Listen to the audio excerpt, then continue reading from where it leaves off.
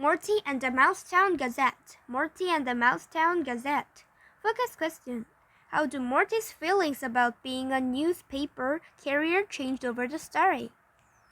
It's almost too good to be true, Morty thought as he smiled at himself in the mirror. Ben's newspaper bags rested on his shoulders. Morty felt the weight of the bags and liked the weight of a responsibility that came with the job of newspaper carrier. I've finally become a real money-making mouse, Morty said aloud. Every young mouse in Mousetown wanted to be a newspaper carrier. Morty couldn't believe he had his chance. He replayed the scenes from earlier on the front porch in his mind. My family is leaving tomorrow for Uncle Joe's funeral, Ben said. I'll only be gone for 3 years, but I need someone to do my paper route. I'll pay you, and if you do a good job covering the route, Ben explained. My supervisor might give you your own route when one opens up. Ben had been delivering the Gazette for more than a year. He had faithfully tossed the paper onto Morty's doorstep every morning long before Morty woke up. Ben's older brother had the route before Ben. When Ben's brother left for college, he passed it on to Ben. Morty's dad always complimented Ben on his diligence with the route. Morty had even seen him slip Ben a couple of dollars for a tip. Getting up early wasn't Morty's favorite idea, but he was already planning what he would buy with his earnings. He replayed more of the scenes in his mind. It is really, really important to me that you don't mess up, Morty, Ben said in a very serious tone. The Mousetown Gazette has a special incentive right now for carriers who maintain a perfect service record for 1 year. We all get a free trip to Magic Mouse Land. The prize includes airfare, 3 nights at the Mouseland Motel, and passes the amusement park and all the rides. I have 9 months down and only 3 to go. I'm ready to pack my bags, Ben said with a smile. I promise I won't mess up your service record, Morty said, smiling back at his friend. Morty went over what he had to do in his mind. He has to make sure he delivered all the newspapers on the route by 6 a.m., no matter what. He had to count the papers and make sure he only delivered to the right houses. If people called the Gazette to say they had not received a newspaper, Ben's record was ruined. Morty also had to make sure the newspapers remained dry. If it rained, he had to protect the paper by putting each on in a plastic bag. And finally, he had to make sure the newspaper landed on the doorstep of each house, not the driveway, lawn bushes, or worst of all, the roof. That night, Morty went to bed earlier than his usual time. He set the Mega Mouse alarm clock for 4 a.m., but he couldn't sleep. Each time he closed his eyes, he imagined missing the alarm and letting his best body down. He stared at the clock and watched the minutes tick. He was up before the alarm went off and got an early start. He put on his paper bags and headed out into the dark, misty morning on his bike. The bundle of papers was stacked by Ben's garage. Morty loaded them into the paper bags and groaned at the weight. It made getting on the bike difficult. Now I know why carriers toss the papers, Morty thought. Getting on and off the bike to place the papers on doorsteps would be really tough. But that is actually what Morty had to do. Each time he tossed a paper at a doorstep, it fell short or landed in the garden. Then he would have to get off his bike, pick it up, and place it on the porch. Morty kept checking the list and looking for the house numbers to make sure that he only gave papers to subscribers. He didn't want to have to go back and get a paper that was delivered to the wrong house. Between his poor paper flinging skills and knowing the route, it took Morty a full 2 hours to finish. When he returned home, Morty soldiers a cheat. He barely made it upstairs to his bedroom. He didn't even take time to wash the black newspaper ink off his paws. Exhausted and fully dressed, he dropped into bed.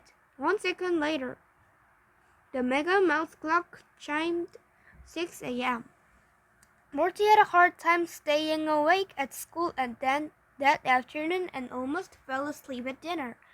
He hit the sack at 8 p.m. and was jolted awake by the shrill alarm at 4 a.m. It took Morty a movement to remember why he was getting up when everyone else in the house was sound asleep. "I'll be back in his bed soon," he thought. Morty slipped on his jeans, threw a sweatshirt over his pajama top, and grabbed the paper bags. Day 2 as a Mousetown Gazette paper carrier went a little better. Morty hit the porch on the first show, a throw at more than half the houses. He remembered some of the houses well enough to toss the paper without having to check the list.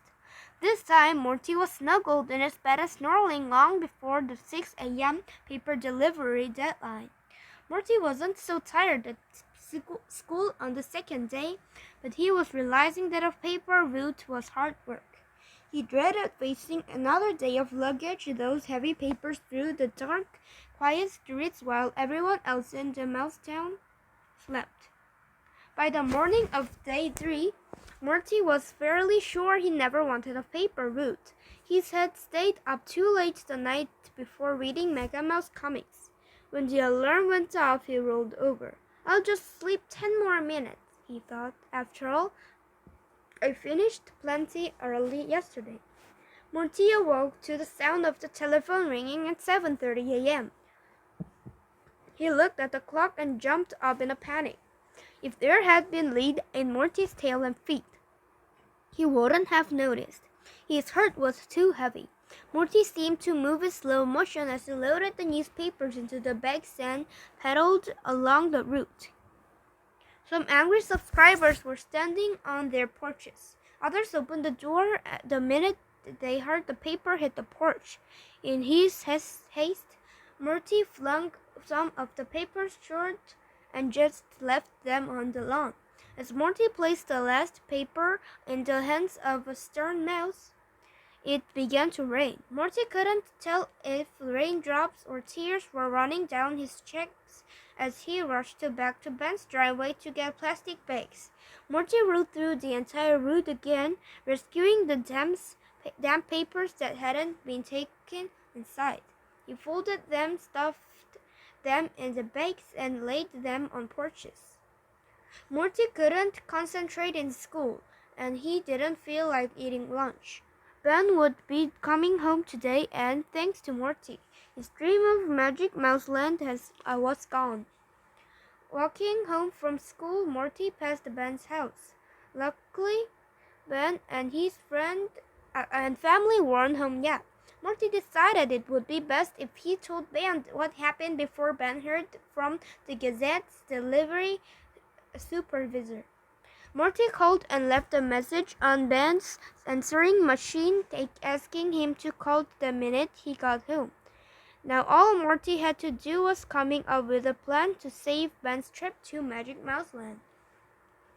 When Ben arrived home, he listened to messages from 6 angry customers who tried to reach him before calling the Gazette. He covered his face with his paws. Ben was heartbroken and took a moment to think before he called Morty. "Morty, I'm back," he said in a flat, sad voice. "Tell me what happened with the paper route." Morty wished he could think of a good excuse, but there is one thing about Morty.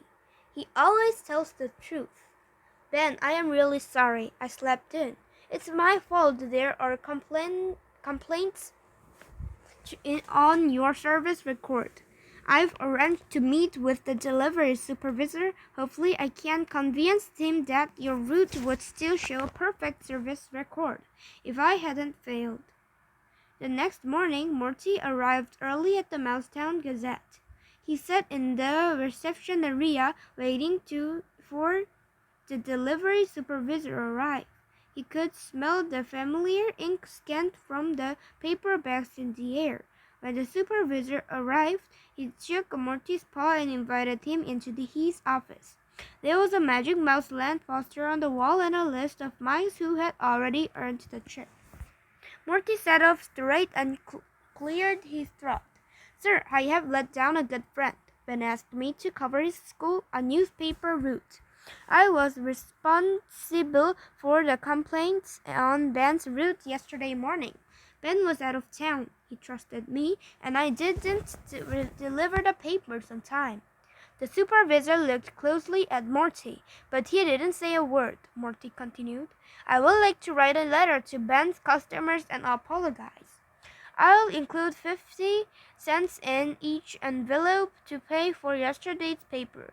The supervisor raised his eyebrows. If the Gazette guarantees delivery by 6 a.m. and I kept that from happening, then I am responsible for buying that morning's paper. The supervisor seemed to like the idea, so Morty forged on the next part of his plan. I am asking you not to punish Ben for my mistake. Please don't count my mistake against his perfect record. I know how much it means to him to earn the trip to Magic Mouse Land. It was quiet in the office for what seemed like a very long time. Finally, the supervisor spoke. Young Mouse, rules and rules. That trip is for the best paper carriers. Ben has been on our best this year. Knowing it was you and not he who made the mistake changes things. I'll give Ben a call and let him know that his record will not be affected. The next morning, Morty set the Mega Mouse alarm clock and got up to do the paper route with Ben. He was delivering his apology notes and refunds while Ben toasted his papers. Ben, I now realize that delivering the morning paper is a difficult job, Morty said. Ben smiled in spite of his heavy paper bags. Well, Morty, I guess I won't ask you to cover the route while I'm in Magic Mouse Land. I just don't think I am ready to be a paper carrier, Morty admitted. It's a good thing since the Gazette is the only paper in Mousetown, Ben chuckled. After this, there is no way they'll hire you. Morty laughed too. Then he quietly picked up a heavy rock and placed it in one of Ben's paper bags. I'll race you to the corner,